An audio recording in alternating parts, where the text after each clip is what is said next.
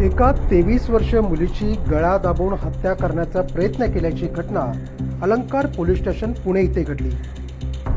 रात्रीच्या वेळी पटवर्धन बाग पुणे येथून एक 23 वर्षीय मुलगी रस्त्याने पायी चालत तिच्या घराकडे जात असताना अचानक मुलीच्या खांद्यावर पाठीमागून येऊन हात टाकून तिचा गळा दाबून जीवे ठार मारण्याचा प्रयत्न केला अशी तक्रार अलंकार पोलीस स्टेशन पुणे येथे मुलीने दिली।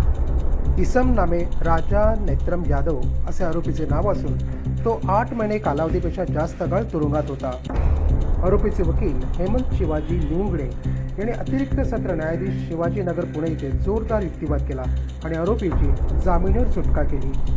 आरोपी यांचे वकील हेमंत शिवाजी निवंगडे यांचे असे म्हणणे होते की किरकोळ झालेल्या वादाला मुलीने वेगळेच वळण देऊन 307 व 354 सारखा गंभीर कलमाचा गैरवापर करून आरोपीस खोट्या गुन्ह्यात अडकवण्याचा प्रयत्न केला आहे।